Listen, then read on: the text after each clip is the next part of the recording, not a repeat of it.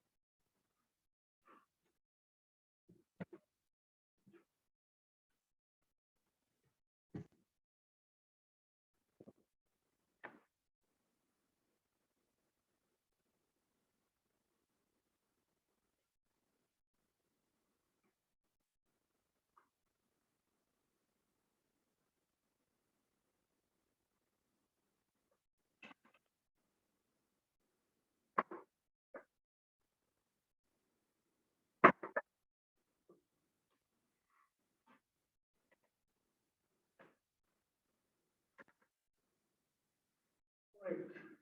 Let's start.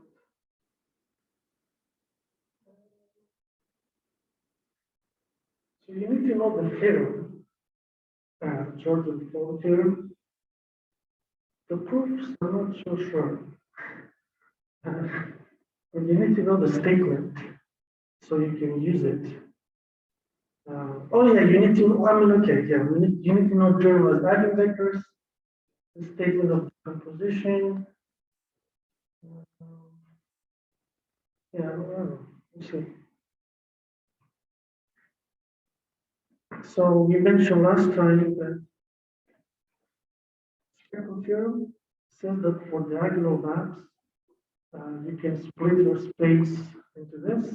Make sure you know how to go both ways. So if we write down some projection maps, you're able to reconstruct a map that has this this decomposition, okay? Okay. So this goes both ways. This is often used in physics, where you reconstruct an operator from the spectrum. Make sure you know the generalized eigenvector, eigenspace. So a generalized eigenvector is the one that satisfies this relation for some j. And for j equal 1, you just have the eigenvector. So you have that E lambda is contained in K lambda T. Okay? Make sure you know that as well, how to prove it.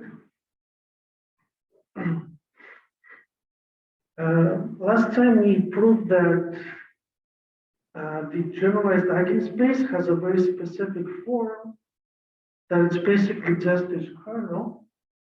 So that's another very useful formula, meaning that it can at most be the dimension of the space, the power.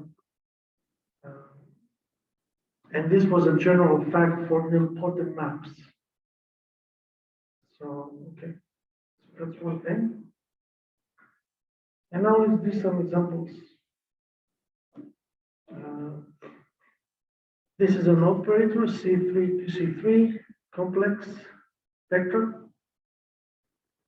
and it basically kills the x coordinate. And let's find the eigenvectors, eigenvalues. So I talked about this last time, but let me do it again. So you have 4y equal to lambda x. Yeah, I remember you saying the answers. 0 equal to lambda y, and 5z equal to lambda z. So if lambda is not 0, what did we say last time? Parth, you said it. Yeah, the y should be 0, and so yeah, the x should be 0. So you're left with z can be anything. And if lambda is 0, z is 0, and y is 0. Huh? Sorry, what? Oh, yeah, lambda. Yeah, here lambda is 5, yes. Y.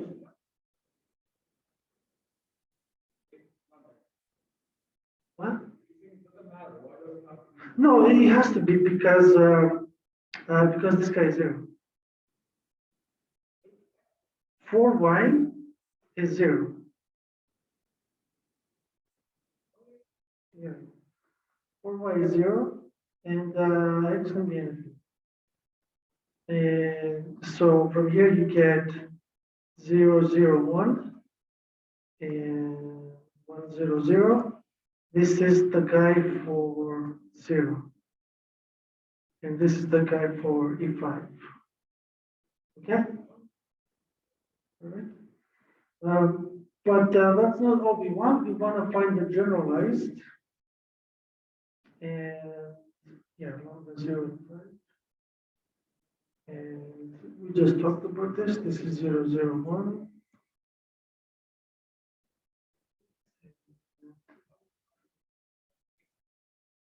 So now let's find the generalized eigenspace. I mean, you will have, right. What's an easy way?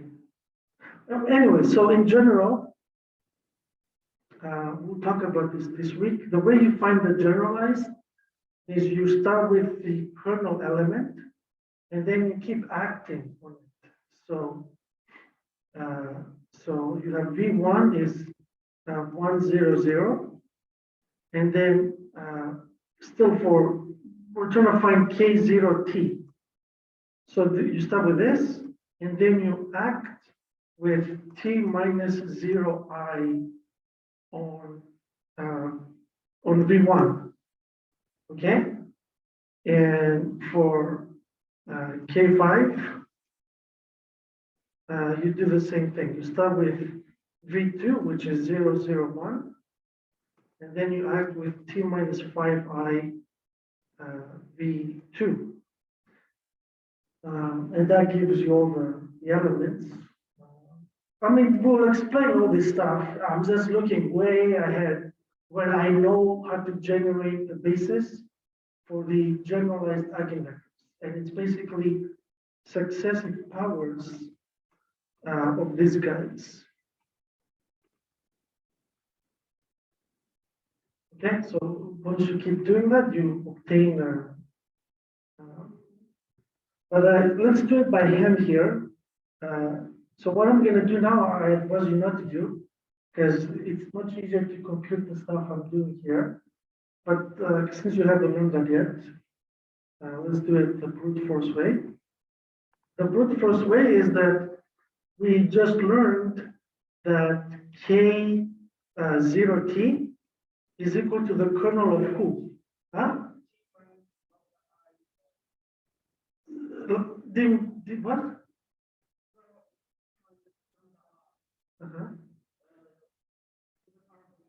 And what's dim V here? Yeah. And good. And then same thing here. Kernel of 2 minus 5 by 3. So another way to find. So basically, the thing I just stated is that you can find the basis elements for these kernels just with this successive powers. Yeah, we will do this because we will show that these successive powers are linearly independent.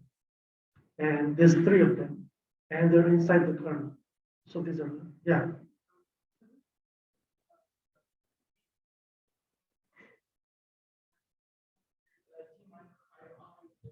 Yeah, I mean, so that's the tedious part. I'm saying like, I'm gonna do it the tedious way, where right here, you compute t cubed and you compute this. And now you have to find the kernel of that and find the basis. I'm saying in like a day, you will just have to compute the powers starting from a seed vector, and that will give you the basis. You don't have to like find the basis. There's a method of finding the basis. Understand? No, you have to learn, but it's very easy compared to what I'm going to do now. Yeah, I just did it. I talked about it. 2 seconds. Yeah, I will be like. So, okay, let me see. What am I saying? No, I know what you're saying. Okay, we'll come back to it.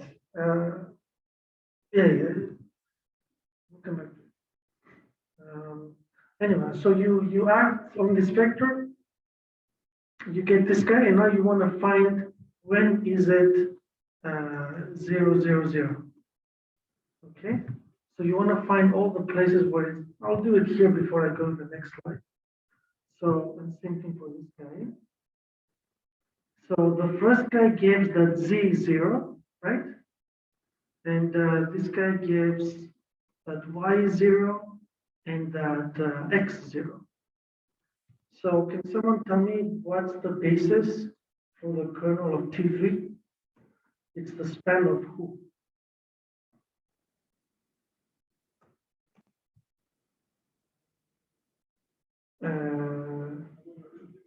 Yeah, and what's the other one? Yeah. And then this guy here will just be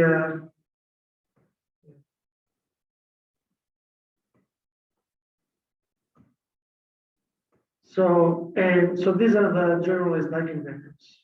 This guy and anyways, we'll come back to it. So yeah, so what are the generalized eigenspaces? Okay, yeah, that's what I know. So the generalized eigenspaces are this guy would be the K0 guy, and this is the K5. All right, everybody happy?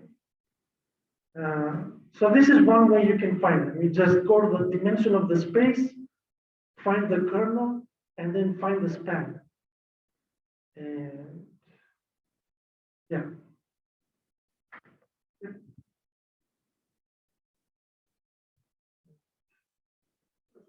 So we're always supposed to be able to find the basis for the whole subspace using these? Using what? Like using the like generalized. I mean, this is a yeah, but here it's easier than that, right? Here you have a kernel, and you have an explicit map.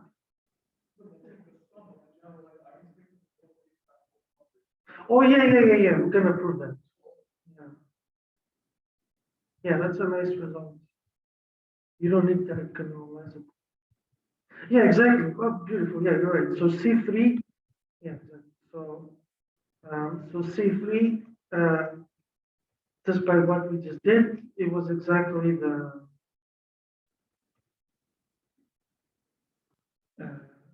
it was K0 and K5, and this is true more generally. It's always true.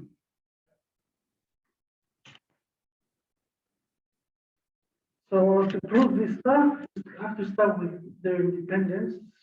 So start with these dictating values. And we can prove the generalized are also independent. And we have a proof of this for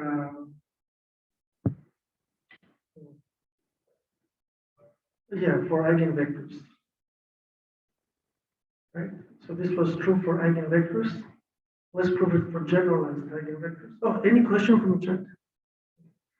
Yeah, so I take a collection of V1, Vk, and these guys are generalized eigenvectors. So this guy is in K1, and this guy is in Kk.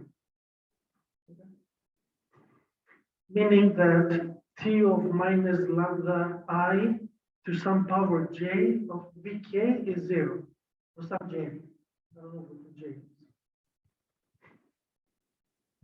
And I want to get 0 coefficients.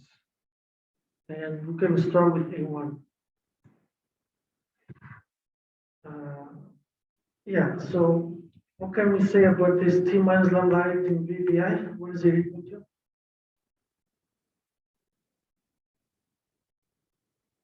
Huh? Yeah, it's 0. Good. Because we showed that Ki is the kernel of T minus lambda I T V.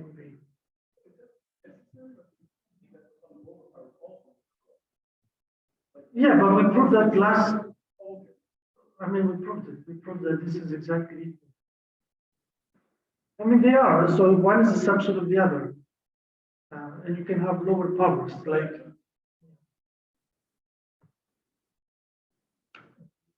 Okay, so it's 0. And let's apply this result. So you take powers of T minus lambda 1. Okay, so yeah, let me explain what happened. So you start with A1, B1, AK, VK. And what you want to do is you want to isolate A1. Okay? So first you kill AK, VK. How do you kill AK, VK? What should I multiply both sides from to kill it? Is this Zoom people or you people?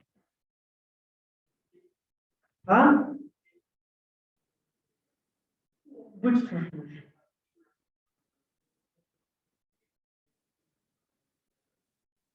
So step one, how do I kill this guy? Yeah. So multiply both sides by T minus lambda Ki dim V. Okay, call it Sk because I'm tired. So this is A1 SKV1, A2 SKV2, all the way to AK SKVK, and this guy is 0. Okay, and keep playing this game. So you multiply both sides by Sk minus 1, and eventually by S2. And you're left with A1 of S2, S3, Sk of V1, and a bunch of zeros. Okay? All right. From here, I argue that we can show that A1 is 0. Oh, yeah, of course.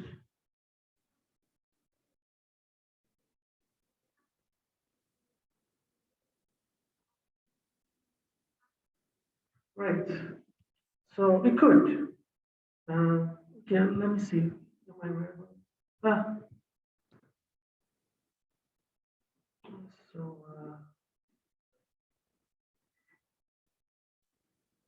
okay, so what do I want to say? Right, so I think we talked about this, but let me, yeah, just a second. So let me do one case. So I claim that they're all disjoint. So you cannot have the one killing the other. Okay, let's just do it. So K lambda prime is empty. I thought I had done this. Okay, so T minus, maybe I will do it. I'm not sure what. Okay. T minus lambda I to some j is 0, and T minus lambda prime to some m.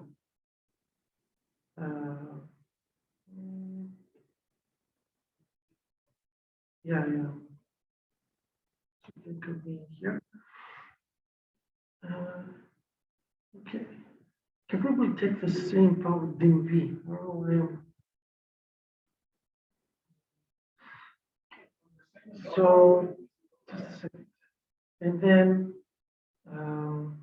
what do I want to say?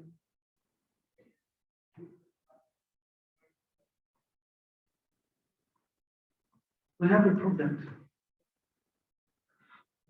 Okay, let me see. What do I want to say? How do we do it for one dimension? I forgot. So if you have this being 0 and t minus lambda b is 0, then we just added it, right? I forgot. T minus, let me see, it was tv lambda I see. And it was also this, and then we took the difference.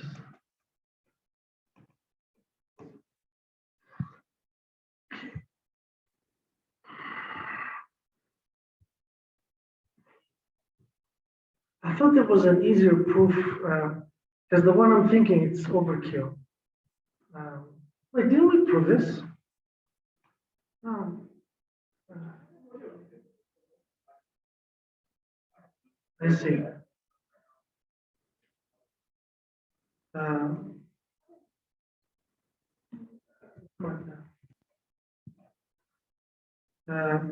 So, so the trick would be the same, namely, you have a highest power, so you will have some Tn equal to stuff in lambda.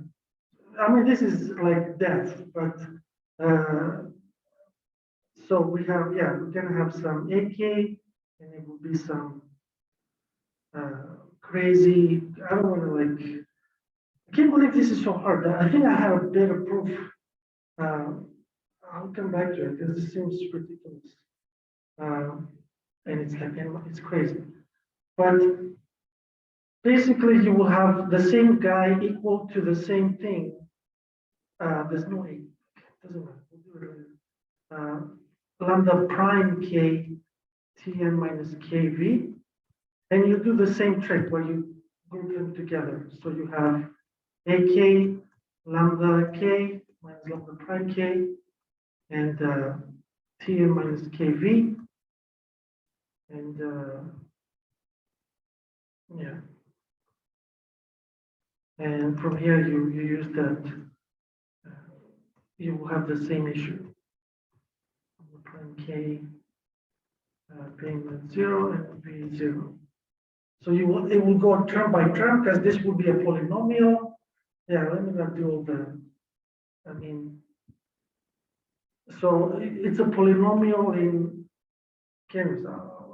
I have a better proof later. I don't know what happened because I'm following Axler, and this is a very good question you have, and he proves that later. So I'm very perplexed about this. You're absolutely right. They could hit the V1. So I'm not sure what happened.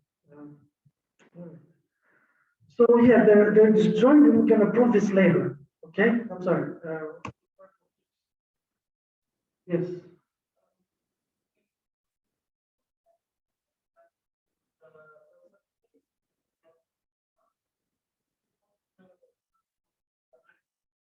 No, we will prove it.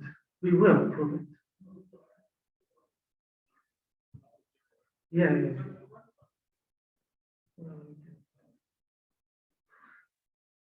This is for diagonalizable maps. This is general linear maps. So, okay, so we get this guy, and yeah, I'm surprised about this. Okay, so yeah, we have V1 being in this space, and there exists a 1, an R that's not 0, and that's because when you look at the definition of eigenspace, generalized eigenspace, V1 being in K1 means there is just a minimal, call it J, such that T minus lambda 1 J of V1 is 0, And so you just take R to be what? What should R be? So that it's not zero.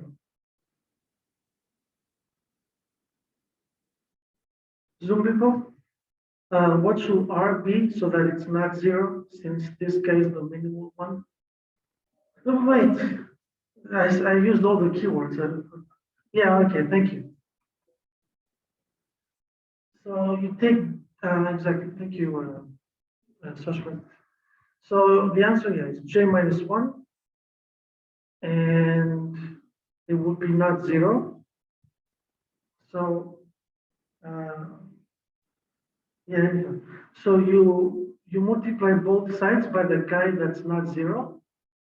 Okay, so you put this. So,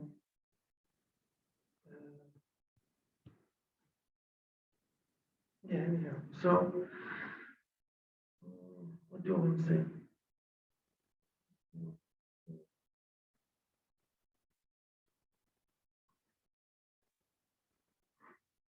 Okay, yeah, so let me finish from here. So what do? We talked about this last time, that powers of t minus lambda I can be swapped.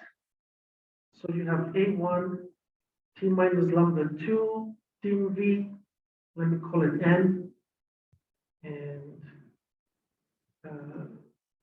t minus lambda K, N, and then t minus lambda 1 or V1. Okay? All right, so this guy is not zero. And from what we're going to prove next, which I can't believe wasn't already, this guy is not in the kernel of the other powers. So this guy is not in kernel of t minus lambda I n for I strictly bigger, greater or equal than 2. Okay, so we're going to prove this. That means this whole guy is not zero because it's not in the kernel. Okay, and so you get that A1 is 0. Okay, because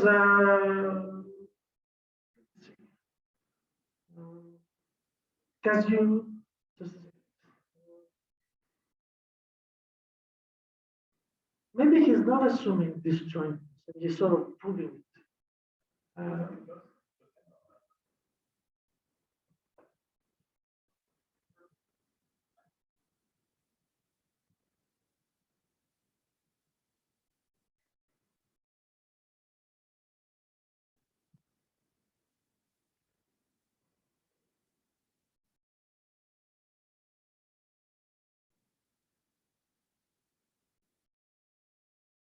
No, you don't need it.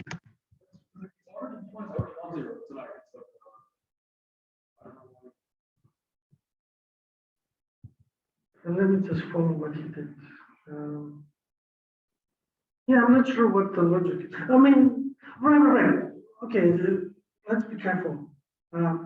When you say V1 is in the space, you need some power of it to be not zero, to be zero. So you need, right? We said that V1 of t minus lambda 1 j is 0. So the one just before it is not 0. For all we know, V1 would be like a 0 vector. Yeah. No, we're not taking eigenvectors. The generalized eigenvectors contain the 0 vector. Yeah. So that's another thing, right? So here, oh, that's a very good point. Yeah. So eigenspace, by definition, do not contain 0. I mean, eigenspace does contain 0. It's just when we use the word eigenvector, we mean non-zero, but here we can have 0. Because we can. I don't know. Okay, question? All right. And then A1 has nothing special to it, so you play this game with the other ones, right? Okay, so Yeah, we did this, I remember. Yeah. So now let's prove this, that it decomposes. So we will have to show direct sum and disjointness. So, yeah, we're almost done. So we have to show that the space decomposes. All right. And in general, so it will also be true for this guy because this guy is not diagonalizable. So why is it not diagonalizable? This matrix.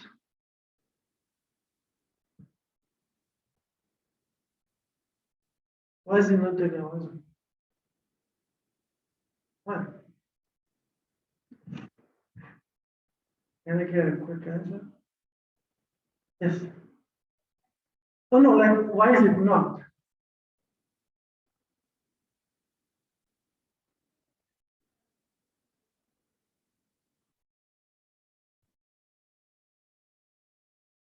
No, I see. What do I say?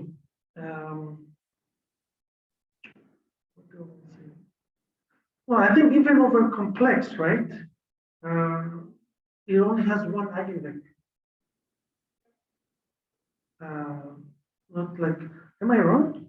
I remember this, like, okay, well, let me, so, okay, I'm not gonna do it now, it's too much. But I remember finding that real and complex it only has one eigenvector.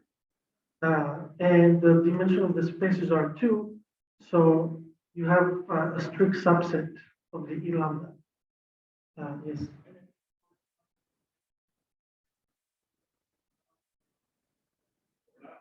You cannot have two eigenvalues and one eigenvector.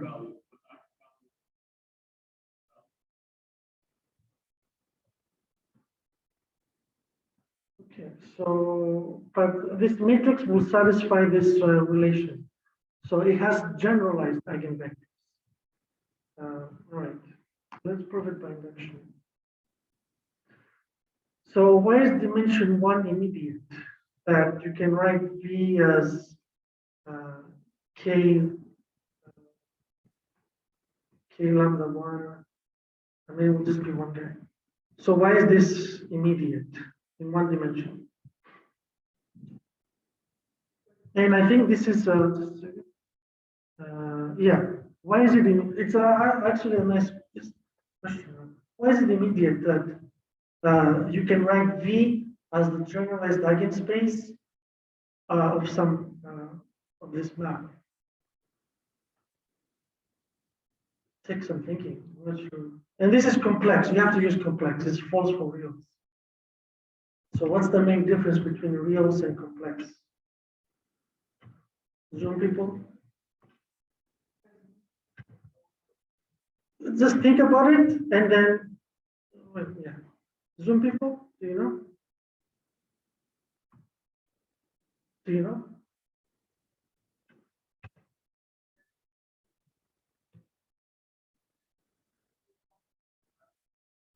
Perfect.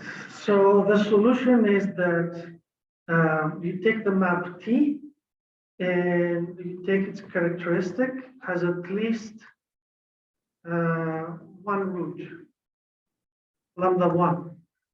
So this guy will be, in fact, it will be E lambda one because it's the kernel of T minus lambda 1 to 1, which is just the eigenspace. And you're basically asking, does it have an eigenvector? And the answer is yes, because of FTA. Okay, so it's because even in one dimension, you always have at least one eigenvalue. In reals, that's not true. So lambda squared plus 1 is a characteristic polynomial of some matrix. I forgot. Oh, I think the. Huh?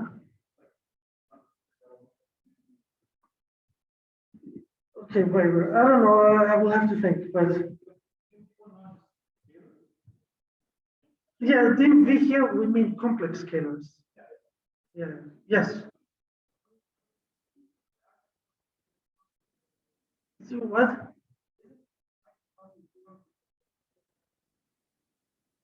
Isn't it? No, you could have like a linear map, like something that scales. Just take TV to be 3V by definition. Just something that scales the vectors. Right? Yeah, but that's not what we're asking here. We're asking in dimension one, why is it immediate that V can be written as a generalized eigenspace? Yeah. Right? No, that's also true, but that was for arbitrary representations, and that's a base case for a different thing. Yeah. Okay. Zoom people. All right. So by induction, assume that you have it for all subspaces of V, but not V, and we can approve it for V. Okay. Good. Meaning that I can decompose U into K1, KR, and where my map is restricted to U for each one. Okay, so there's a lot of trickery here. So it's not the map T, is the map T restricted to U. And that can cause problems because then you want to extend your map. Okay, that's fine. So first I have to build this U. So I can just add an element and get V. And I can add like a generalized eigenvector. All right, let's build U. So we have the following result. For every linear map, you have the following decomposition, and that will come back. So the thing we prove now is the thing you asked about the disjointness of the generalized eigenspaces, right? So we're going to use this. Let's prove this result. This is for general linear map. This is a general fact. Has nothing to do with yeah, for eigenspaces. So take a guy and their intersection will show that it's just zero. Okay. So let's do this slowly. Since U is in here, you get two things. From the first guy, you get this guy 0, and from the second, you get this. Okay. So Amazon. So is that okay? It's a typo because I'm going to have 2 in V next. Thank you. Is that okay?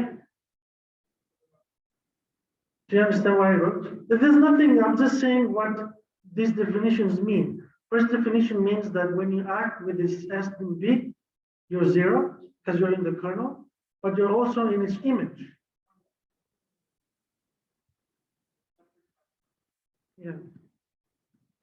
All right. But then you have the following thing, right? So let me do it underneath. You have, let me call it MN, right? Because I'm trying. So you have this guy is equal to this guy, yeah?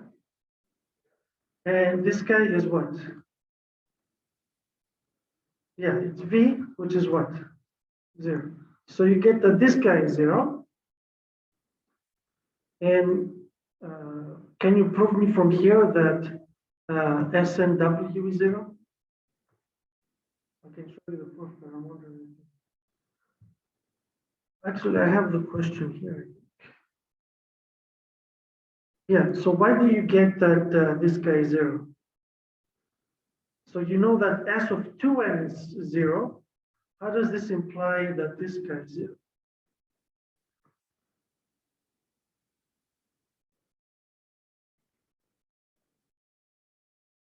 Zoom people, do you know?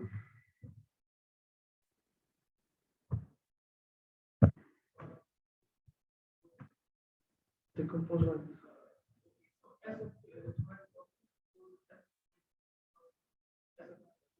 Yeah.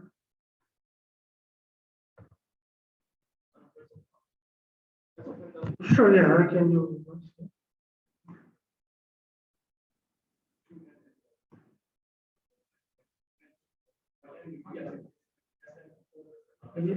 Yeah, yeah. Yes. What did we prove about this? Okay, let me zoom people. No, zoom people down. So we proved last time the following.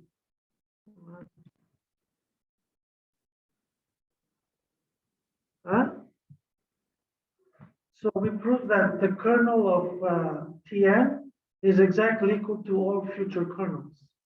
So it's equal to the kernel of T of 2n.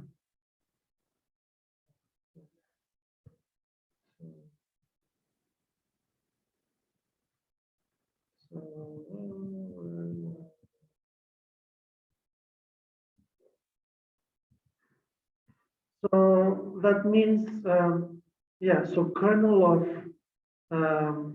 S2n is equal to the kernel of Sn. And so S2n being 0 implies that it's different only if S of n W is 0. So we get that the V is 0. So we get that the intersection is empty. Is that okay? Everybody happy? All right. Okay. So the same argument, I mean, okay, like in here, by plugging in S to be T minus lambda 1I, shows the thing that I failed to show a few seconds ago, that the generalized eigenspaces are disjoint. So here you just plug in S to be this, and the rest of it will contain the other eigenspaces. So the argument is much simpler than what I tried. Is just this. So that also shows disjointness of eigenspaces. All right. I don't know why he ordered it like that. It doesn't make sense to me. Okay. Because yeah, the proof makes no sense unless they're disjoint. Okay. So what we just okay, we have this proof before that k lambda 1 is equal to this kernel. That's how we show that it's a subspace.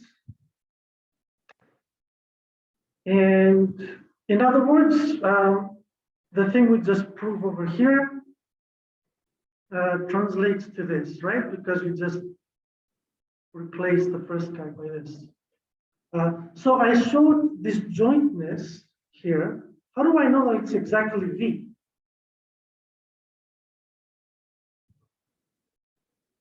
So here, right, I showed that these two spaces are disjoint, so they form a direct sum. But that only gives you this. How do I know that they're exactly equal? Right. Zoom people, do you know why I get exactly equal? What theorem am I using? The rank nullity. Thank you. Yes, I'm using rank nullity. So dim V is equal to dimension of the kernel of Sn and image of Sn. Perfect. So you can only be equal to it. All right. So what should my U be? So since I have this and I want to show that it splits, what should I choose to be U?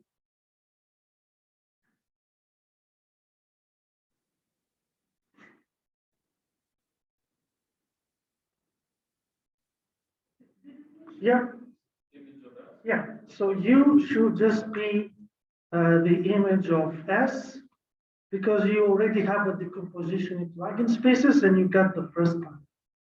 And then, but it's not that easy, but I still have to do work because the assumption here is that this is k lambda 2 of t restricted to u. So I have to prove that k lambda I of t restricted to u is the same as k lambda I of t.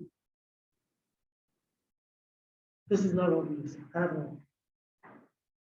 So this will take me like another slide. full content. All right. Yeah, here. What's the question? Yeah, yeah.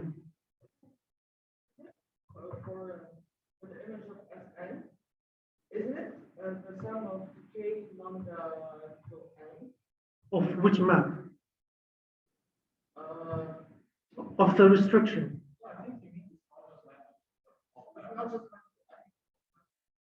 What? The image is just the generalized eigenspace of lambda. Oh yeah, that's right, that's right. I just didn't. Yeah, lambda I to M. No, I'm sorry, I didn't write it carefully.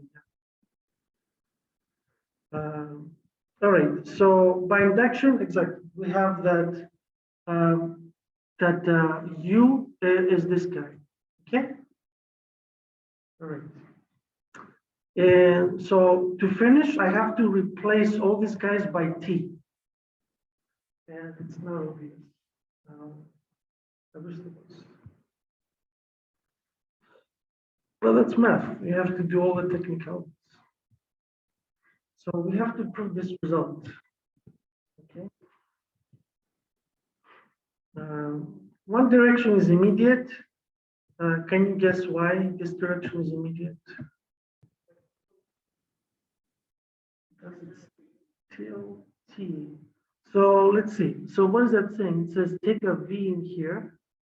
So you have T minus restricted to U lambda I to some J is 0. How can you get that T of minus lambda I J of V is 0? Yeah, actually, the thing you just said, I mean, because it's just T. So, how do I say this? Yeah, exactly. So, whether you restrict or not, it doesn't matter. So, how do I say this?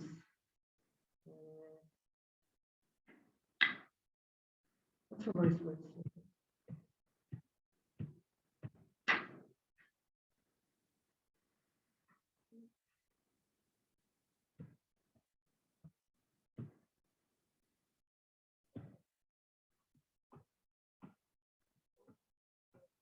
Oh, I know how to say it.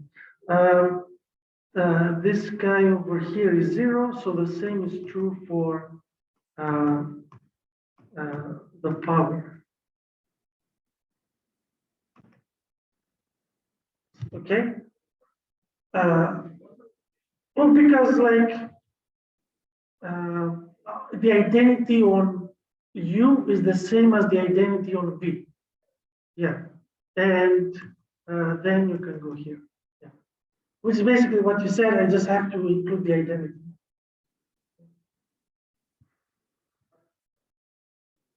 Yeah.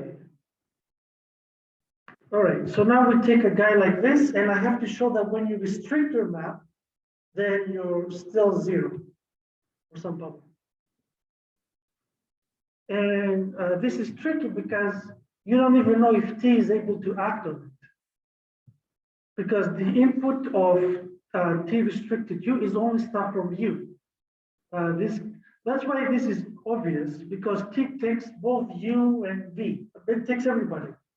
Whereas T restricted to U only takes U. So you first of all have to prove that it even makes sense for T minus lambda I to act on V. That it even makes sense to act on it, and then you furthermore have to find the power. The power will just take the same power, but you just have to show that you're allowed. It's the allowed part that's hard. Okay, let's do it. Okay. I mean, we'll probably finish it tomorrow.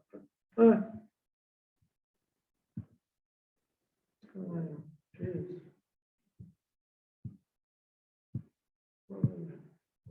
It's a lot of content, eh? All right. Okay. So if you take a guy in V, you can split it like this, and that's because of this decomposition. You have V1 and you have U. Okay, V1, U. All right.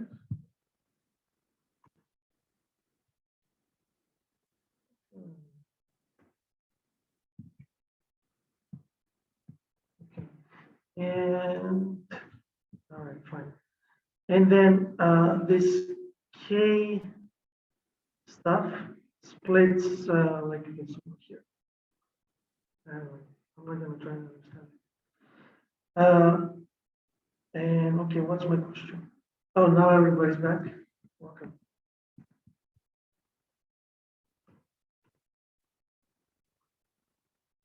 Okay. Anyways, yeah, this is just what we just did. So question one, and then that would be the main thing. Why are these literally independent? These guys over here. No, because we just proved it before. We proved that the VIs, when they come from separate eigenspaces, they're linearly independent. Is that okay? Yeah. It could be 0.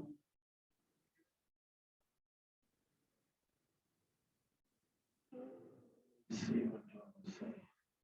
Yeah, there is a right, and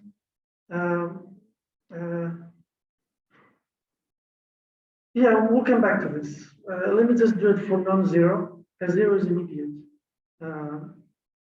But yeah, so they're linearly independent if they're not 0, from what we proved before. And then what's my question? And how do you use this to get that the first guy is exactly 0?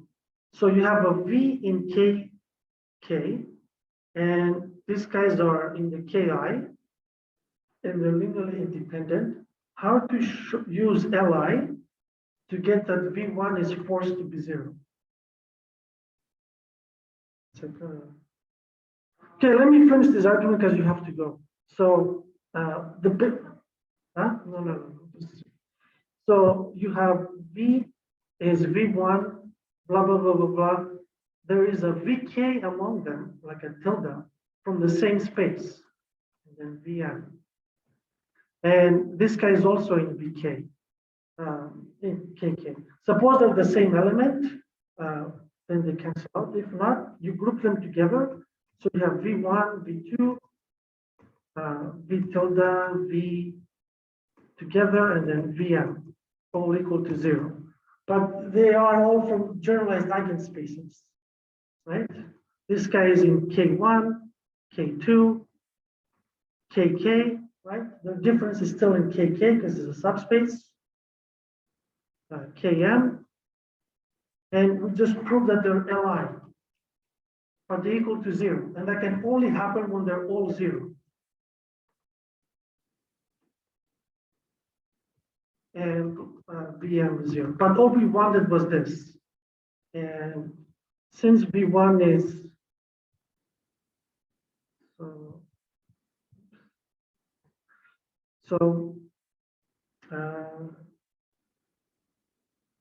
right. So V1 is 0. And where's that proof?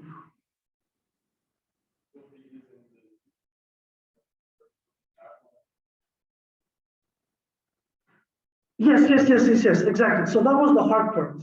Exactly. So this guy is in Q, and that showed that a generic element from T is actually in U, so you can act with, so let me explain what just happened.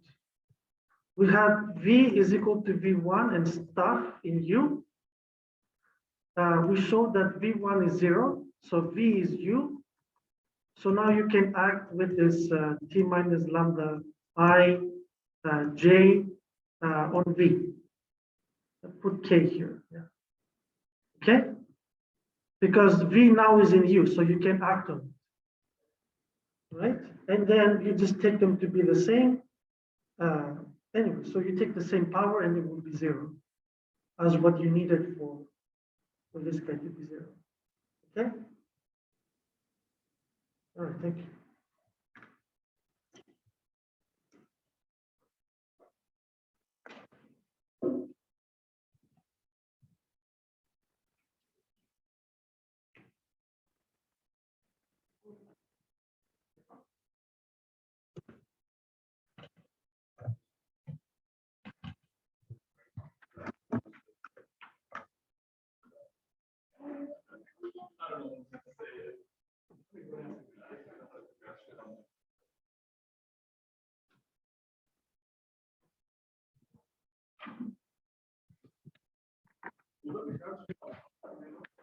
I don't remember. No, I haven't written the picture of the pattern.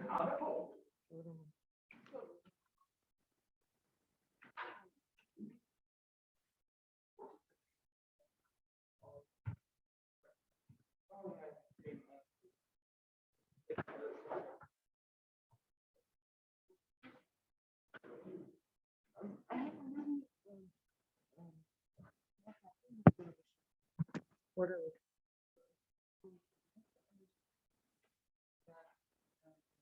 Illustration.